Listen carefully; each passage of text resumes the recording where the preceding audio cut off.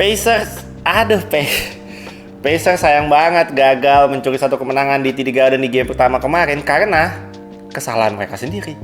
Boston akhirnya bisa menuntaskan perlawanan dari Pacers di babak overtime. Jason Tatum with the dagger 3, Jaylen Brown with the game tying 3-pointer to send the game to overtime. Seru kemarin game 1 asli.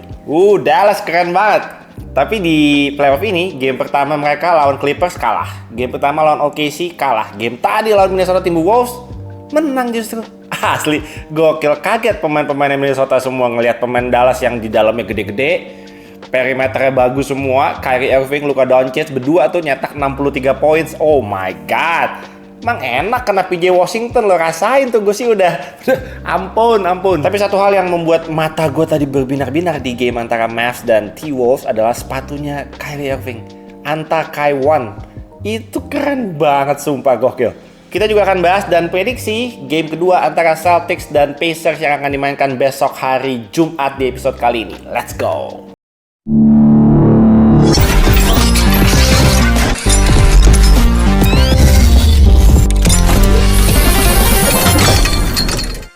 Ngobrol NBA episode 139. Selamat hari Kamis, kita hari ini libur. Besok kejepit cuti bersama, tapi gue kayaknya besok ke kantor aja deh. Oke. Ada dua game yang akan kita review. Yang pertama pastinya adalah game pembuka antara Celtics dan Pacers. Nggak perlu terlalu panjang-panjang, sebenarnya game itu seru. Dan Pacers sebenarnya punya kesempatan banget buat bisa menangin game 1 kemarin. Gue nggak bilang Celtics mainnya jelek, nggak kok. Celtics mainnya bagus, tapi Pacers mainnya lebih bagus menurut gue. Hampir sepanjang pertandingan ya, mereka ketinggalan jauh, dikejar lagi.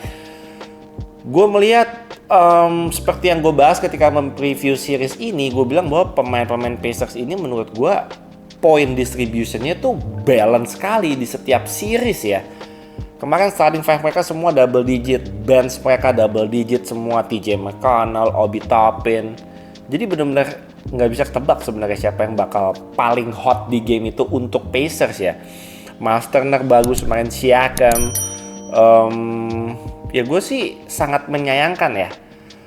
Terlepas dari hasil akhirnya, menurut gue Pacers harus banyak belajar dari kesalahan yang mereka lakukan di game 1 kemarin.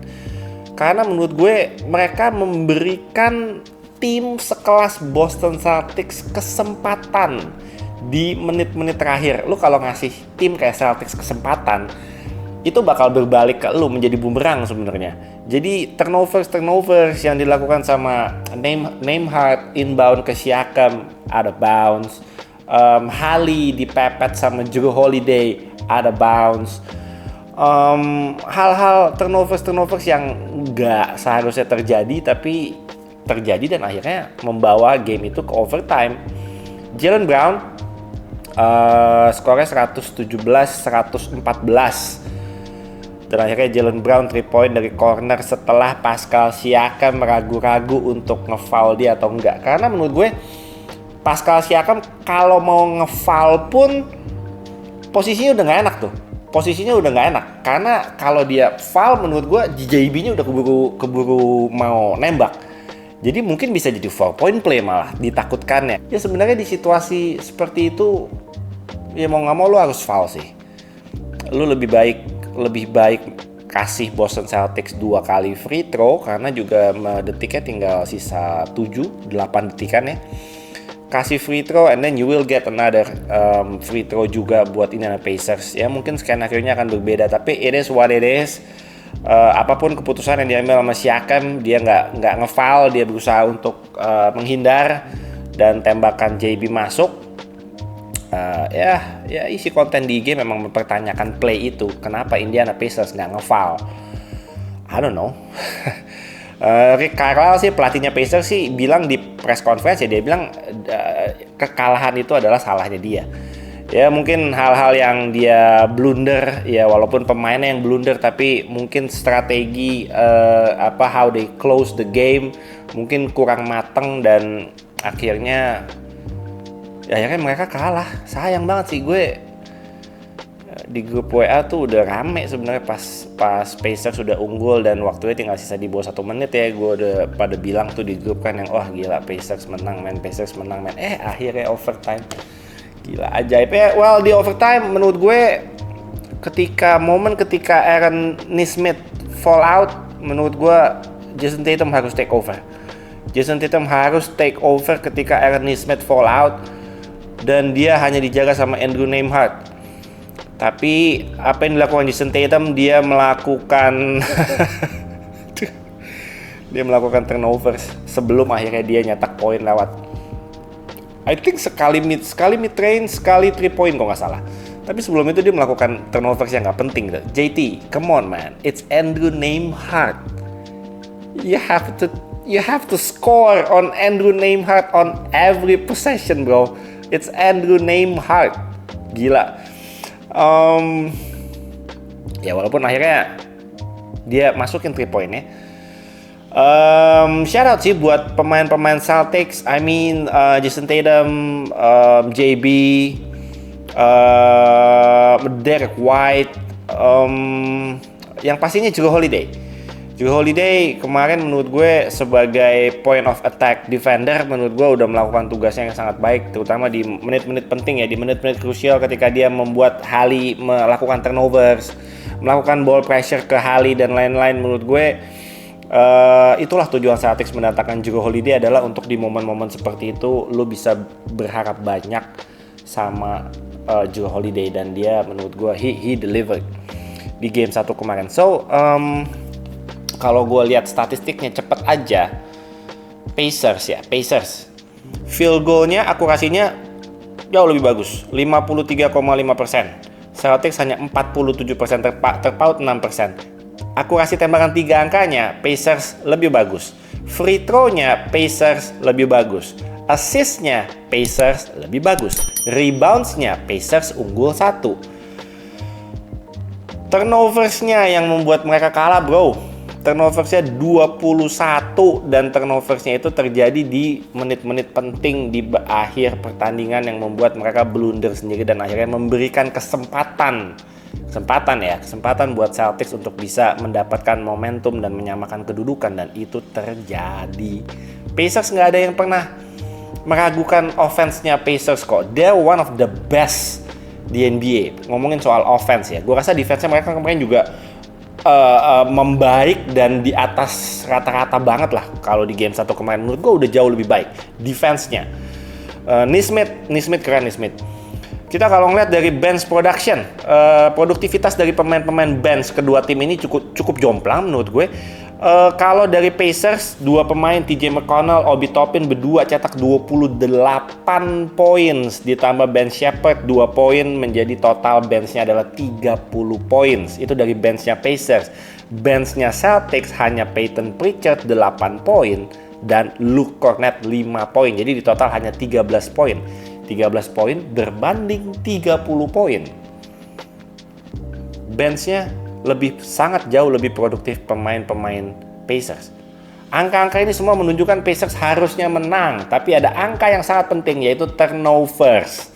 Turnoversnya 21. Itulah mental error ya. Gue bilangnya mental error dan crucial turnovers yang terjadi di akhir pertandingan itu yang bisa benar-benar merubah hasil akhir dari pertandingan itu sendiri. So, congrats buat Celtics. Game 1 kemarin aman, tapi paling tidak Celtics dan semua fans-fansnya pasti tidak akan lagi menganggap remeh Indiana Pacers. Walaupun sebelum-sebelumnya tidak menganggap remeh, tapi dengan melihat game 1 kemarin, mereka mungkin semakin was-was apa yang akan terjadi di game-game berikutnya. Jadi Pacers memberikan efek was-was ke fans-fansnya Celtics, itu sudah pasti. Jadi gue pilih Celtics. Gue udah hampir jeblos kemarin, hampir itu kalau Pacers nggak blunder sih saya jeblos. Tapi untungnya tidak jadi jeblos. Jadi kemarin pilihan saya benar untuk memilih Celtics di game 1. Pacers let's go, bounce back di game 2. Celtics jangan sampai lengah. Pacers nggak main-main ini. Oke, kita lanjut ke game yang tadi terjadi hari ini. Banyak sekali banyak sekali hal menarik yang terjadi di game satu tadi sebenarnya. Tapi kalau mau disimpulkan secara keseluruhan adalah dalam satu kalimat di game tadi adalah Kyrie yang memulai, Luka yang mengakhiri. Kyrie, he played so good. Tapi Luka mencetak 7 poin berturut-turut untuk Dallas di kuarter keempat. Itu benar-benar jadi momentum swing buat Dallas Mavericks. Dia 2 kali mid range, 1 kali 3 point step back. I think step back 3 point. Dia dikasih 3 point yang gampang, nggak mau dia. Mending pakai step back dulu pokoknya. Ajaib Luka kalau udah when he's in the zone. You cannot stop Luka. Mau dia akurasi tembakannya lagi jelek pun dia bakal terus attack dan dia akan terus berusaha untuk cetak poin. Kyrie di game ini 30 poin, Luka Doncic 33 poin, lumayan efektif. Kyrie lebih efektif karena akurasi tembakannya di atas 50%. Luka Doncic juga nggak jelek, 12 dari 26, itu hampir 46%, 47% lah. Untuk Luka Doncic itu menurut gue udah oke banget. PJ Washington, adik-adik fansnya fans barunya Timberwolves, selamat menikmati PJ Washington. Saya sudah kapok saya PJ paling jago Washington ini, saya fans OKC, saya sudah kapok. Sekarang giliran kalian menikmati PJ Washington. Sepanjang game 3 poinnya nggak ada yang masuk, tapi di momen-momen penting dia 3 poinnya malah masuk. Jadi kalau di corner udah nggak ada yang jaga, udah kelar, udah tutup mata aja deh. Tim lawan, fans lawan tutup mata aja deh udah. Asli dia 3 poinnya cuma 2 dari 8, tapi yang masuk itu benar-benar penting buat Dallas Mavericks. Gokil main PJ Washington. Gue mau kasih apresiasi buat 2 big man-nya Dallas Mavericks. Yang pertama adalah Daniel Gafford yang menurut gue mainnya oke. Yang kedua adalah Dereck Lively yang mainnya jauh lebih oke. Off the bench, Dereck Lively plus minusnya paling tinggi di game ini. Dereck Lively kita lihat ya. Kita ngomongin perbandingan 2 big man Mavs. Yang pertama adalah Daniel Gafford. Daniel Gafford itu plus minusnya itu adalah minus 15. Dengar ya, minus 15. Dereck Lively di game ini plus minus tertinggi dengan plus 19. Dereck Lively itu rookie loh, plus 19. Dia menjadi pemain yang jauh lebih smart, positioningnya bagus, hasilnya bagus, pick and rollnya udah nyetel banget sama Luka sama Kyrie, very mobile, gerakan kemana-mananya nggak males, defense-nya juga oke. Dereck Lively, aduh, jodoh emang nggak kemana ya Mavs ya, jodoh rezeki banget Mavs dapet Dereck Lively man, itu udah perfect fit buat Dallas Mavericks, dan dia menunjukkan udah dari di series lawan OKC juga kita kewalahan sekali ketika ada Dereck Lively di lapangan, dan itu momentumnya terus terbawa sampai di series, paling tidak kemarin tadi sampai di game 1 lawan Minnesota Timberwolves. Keren. Off the bench Dereck Lively, Josh Green. Kita ngomongin produktivitas dari bench, 12 poin dari benchnya Dallas Mavericks. Sementara T-Wolves kita tahu ada Nas tadi membuat momentum yang ketika dia masuk ke lapangan juga dia poin-poin terus, 3 poin nggak pakai lompat udah masuk udah. Nasrid di game ini 15 points. Ada Kyle Anderson, surprisingly Kyle Anderson offensively-nya lumayan produktif hari ini, 11 poin. Dan Nikhil yang cuma 2 poin. Nikhil di beberapa games terakhir melawan Nuggets tadi pagi, menurut gue poinnya udah jauh menurun dibandingkan dengan series awal mereka ya, game-game awal di playoff. Harus lebih produktif lagi menurut gue Nikhil. 3 poinnya 0 dari 4 Nikhil, sayang banget. Kalau tadi Dallas Mavericks hanya 14 poin dari bench karena ditambah Hardy nyetak 2 poin, hanya 14 poin. Minnesota Timberwolves itu mencetak 28 poin, jadi 2 kali lipat dari total poin bench poinnya Mavs sebenarnya. Kalau soal bench, gue rasa memang tidak diragukan lagi untuk soal mencetak poin.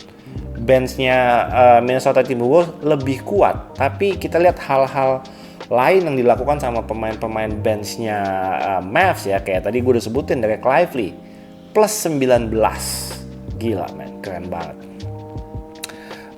Dari T-Wolves dulu kali ya. J-Mac hari ini mainnya bagus, menjadi leading scorer buat T-Wolves dengan 24 poin, 3 poinnya wangi banget. Tadi dia 6 dari 9. Very efficient, very effective. Ant-Man hari ini ya, kalau untuk standar Ant-Man menurut gue hari ini biasa banget. Hanya 19 poin. Apa yang terjadi? Menurut gue dia kecapean, ngap jagain si Kyrie. Dia yang mau menerima challenge untuk jagain si Kyrie. Katanya dia bilang, lo bakal lihat apa yang bisa gue lakukan ke Kyrie Irving saat dia dijaga sama gue. Oke, you accept the challenge. There you go. Kyrie Irving di game ini 30 poin, dijaga sama Ant-Man. Ant-Man-nya cuma 19 poin dan dia diajak lari ke sana kemari, engap. Mau nembak, mau apa udah nggak, capek. Akhirnya nggak mendapatkan ritme sama sekali. Ada 3 poinnya masuk sesekali tadi di quarter 4 ya. Overall sih dia 3 poinnya banyak. 5 kali 3 poin Ant-Man masuknya. Cuma di momen-momen krusial di quarter 4 di mana Minnesota Timberwolves lagi butuh poin ya. Lagi butuh poin. Ant-Man tadi masukin 3 poinnya cuma 1. Ya kecapean dia jagain Kyrie. Dibikin capek jagain Kyrie. Lu kira jagain Kyrie nggak capek? Dia pikir kemarin abis nge-lockdown Jamal Murray, dia pikir dia bisa jaga semua macam guard gitu. Kyrie is different man. Kyrie is different. Lu bakal capek jagain dia. Dan itu benar-benar mengganggu ritme dari offense-nya Ant-Man menurut gue. Tadi dia udah ada momen-momen yang gue liat Ant-Man udah jalan man. Udah gak lari aja udah gak kuat, jalan dia. Udah bener-bener tarik napas ya, ngap ya. Cat, gue bilang kemarin di episode pas preview, gue bilang Cat akan menjadi X factor di series ini. Cat nggak bisa bermain soft. Ada momen-momen tadi Cat bagus, tapi overall di game ini dia hanya 16 poin dan shootingnya hanya 6 dari 20. Itu hanya 30%. 30%, 3 poinnya 2 dari 9. Cat harus lebih agresif. Di game-game selanjutnya, gue percaya X factor-nya selain dari bench ya, ada Nas gitu, tapi untuk starting five gue rasa X factor-nya tetap ada di Cat.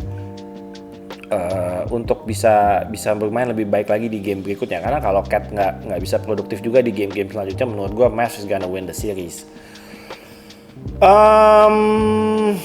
Uncle Mike Conley hari ini hanya 6 points. Well, mediocre lah hari ini, modest game dari Mike Conley. Satu indikator, gue nggak usah bacain statistik keseluruhannya lah ya. Mavs aku kasih tembakannya lebih bagus. 3 poinnya lagi bau sebenarnya Mavs. 6 dari 25. T-Wolves 3 poinnya yang masuk 3 kali lipatnya Mavs. Masuknya 18. 36%. Free throw-nya waktu itu ada game yang Dallas free throw-nya jelek tuh yang pas lawan OKC. Game ke berapa? Game keempat ya. Hanya aku kasihnya 50-an sekian persen waktu itu. Di game kali ini mereka nembak free throw-nya 16 dari 17, 94%. Sementara Timberwolves hanya 11 dari 18 atau 61%. Adik-adik di rumah yang lagi mau main basketnya serius, jangan lupa ya, latihan free throw itu emang membosankan, tapi jangan sampai meninggalkan latihan free throw. Latihan free throw terus dan terus. Jangan cuma latihan step back. Free throw paling penting.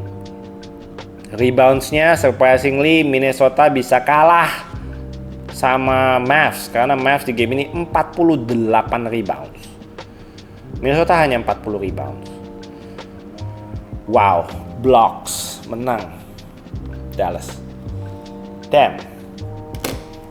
Akan menjadi series yang menarik pastinya untuk di game-game berikutnya. I'm excited to see apa adjustment yang bakal dilakukan sama Chris Finch di game-game selanjutnya, terutama tadi ketika drop coverage-nya Rudy Gobert berkali-kali kena expose sama Kyrie, sama Luka Doncic. Ya, Rudy Gobert ketika bermain drop coverage ketika dia dari Utah Jazz juga dulu sering banget kena expose. Akhirnya Minnesota tadi berusaha untuk selalu ngeblitz antara Luka atau Kyrie selalu di blitz supaya main pick and roll-nya juga nggak terlalu nyaman. Tapi I think Mavs selalu punya cara. Apapun yang berusaha dilakukan sama Chris Finch menurut gue bisa di counter dengan skema yang lebih bagus sama Jason Kidd tadi. Eksekusinya di lapangan pemain-pemain Mavs menurut gue tenang banget, ball movementnya bagus. Ada momen-momen ketika possession berturut-turut Luka bermain ISO, menurut gue it's fine. Luka kalau lagi when he's feeling it, just give the ball to Luka. Tapi ketika mereka membutuhkan spacing, membutuhkan ball movement, dan selalu menemukan shooter-shooter tadi, gue udah bahas PJ Washington yang terbuka tanpa penjagaan di corner, itu karena semua fokusnya sudah ke Kyrie dan ke Luka. Akhirnya pemain-pemain lain tidak dijaga. Itulah kehebatan dari Luka dan Kyrie yang benar-benar bisa membuat defender itu kehilangan fokus, man. Dan fokusnya semua ke mereka, karena memang mereka pemain yang benar-benar harus di pay attention gitu loh, nggak bisa meleng sedikit gitu. Keren, Dallas pick and roll bagus banget tadi, mainnya bagus banget, ball movementnya bagus, defense-nya Luka. Gue mau kasih kredit buat Luka Doncic yang ya menurut gue bagi sebagian banyak orang mereka masih berpikiran Luka don't play defense dan lain-lain, tapi paling tidak di game tadi ketika orang-orang itu nonton, mereka mungkin bisa berubah pikirannya dan Luka play defense. He play good defense. Tadi dia mainnya defense-nya oke banget. Tapi kesiannya Luka ya, dia itu lututnya keluar darah terus itu. Aduh, gue kalau ngeliat, gue tuh paling lemah sama darah guys. Gue kalau ngeliat darah gitu ya, gue kadang mau pingsan. Kayaknya bini gue lahiran 2 kali tuh, gue cuma videoin pakai iPad tapi gue lihat belakang. Gue nggak bisa lihat bini gue, jadi iPadnya gue videoin tapi gue nggak bisa lihat darah-darah itu, karena kalau gue lihat darah itu gue pingsan langsung di kamar rumah sakit itu, malah gue yang dirawat nantinya. Gue lemes kalau lihat darah itu tadi. Luka tuh kan tadi jelas tuh dikasih lihat tuh lututnya keluar darah, men. Udah berapa kali tuh dia gue lihat di series lawan OKC juga berdarah. Tahu tuh kenapa tuh? Kenapa sih dalamnya apa bonyok apa sih tuh keluar darah mulu, ngucur mulu darahnya. Ya mudah-mudahan dia nggak kenapa-napa. Ya gue tahu dia pasti bermain dengan nahan rasa sakit ya, udah dari series kemarin. Tapi apapun itu dia nggak akan menjadikan itu sebagai alasan. Dia akan terus bermain all out. Gue yakin Luka, dan gue respect banget sama pemain seperti itu. Dan jadi dia udah nggak terlalu banyak komplain, which is itu salah satu notes yang gue tulis di preview kemarin. So it's a good thing buat Dallas Mavericks dan buat Luka sendiri. Just focus on the game. Biarkanlah referee memimpin pertandingan dengan caranya mereka, dan just focus on your game. Dan gue rasa tadi Luka sudah melakukan banyak sekali hal-hal baik di lapangan, terutama untuk membuat dia tetap fokus dan gak ke-distract sama dirinya dia sendiri gitu. 1-0 man, gila. 1-0 Mavericks. Tembus gak nih Mavericks nih? Atau tiba-tiba besok T-Wolves bakal mainnya kayak di game kedua lawan Nuggets tuh, dipepet semuanya. Ant-Man lu kalau mau terus-terusan jagain Kyrie sih ngap man, udah suruh yang lain lah, fokus di nyetak poin aja lah udah. You need help bro. Lu mau menerima challenge untuk jaga dia one on one, ngejar sana ngejar sini, fighting through all the screens dan lain-lain, go ahead. Tapi itu merusak ritme offense lu sih kalau kemarin gue lihat ya. Yang gue lihat sih seperti itu. Kayaknya dia capek sendiri, ngap sendiri, dia mau ngapa-ngapain, mau attack, mau agresif juga udah capek men. Asli capek. Akhirnya dia cuma jadi spot up terus, shoot doang. Tapi ini it's nothing menurut gue. Di series lawan Celtics menurut gue ini masih panjang. Series ini juga sama. Menurut gue kemenangan 1-0 ini jelas it's a big win buat Mavs, tapi untuk langsung bilang bahwa final nih Mavs belum sih kayaknya. Masih terlalu cepat. Kita masih akan lihat dulu game-game selanjutnya seperti apa. Biasanya Mavs di game 1 yang cek ombak, Jason Kidd cek ombak dulu. Raba-raba dulu. Tadi kayaknya udah enak mainnya. Lively, I'm so happy for the kid. Oke sih hampir sekali mendapatkan Lively. Tapi nggak apa-apa, gue senang banget kalau dia ada di environment yang tepat. kalaupun dia di OKC juga dia mungkin nggak akan jadi seperti ini juga. Dia sudah ada di tim yang sangat-sangat tepat dengan skill setnya dia, dengan semua kelebihannya dia sudah ada di situasi dan di environment dan di tim dengan teammate yang sangat-sangat tepat. Jadi ini sudah rezeki dan jodoh memang Lively di Mavs. Ikhlas, saya ikhlas banget. Gue pilih T-Wolves di game tadi, jeblos. Untuk prediksi berarti 2 hari ini gue bener di Celtics, semuanya bener 1, salah 1. Jadi untuk Menteng Thunder prediksi saya rekornya 49 kali benar, 27 kali salah. Jeblos tadi di T-Wolves. Oke, tanpa perlu berpanjang-panjang, besok akan ada satu game yaitu Pacers dan Celtics di game kedua. Mungkin pilihan gue akan sedikit ajaib untuk game 2 besok. Saya akan mencoba tidak bermain aman. Mau prediksinya jeblos, klasemennya jeblos juga bodoh amat pokoknya. Saya mau mencoba. Kemarin pilih Celtics bener, walaupun hampir jeblos. Tapi nggak tahu kenapa besok gue kepingin untuk mencoba memilih Indiana Pacers untuk bisa menang di game kedua di TD Garden. Bukan karena tren ya. Celtics itu di series lawan Miami Heat di game keduanya kalah. Di series kemarin lawan Cavs game keduanya kalah juga. Gue bukan mau ikut-ikutan tren game 2 Celtics pasti kalah, enggak. Tapi there's something ya. Ada something yang membuat gue percaya Pacers ini yang sudah pasti mereka akan kasih perlawanan. Dan gue rasa blunder-blunder dan turnovers dan mental error itu tidak akan terjadi lagi di game kedua besok.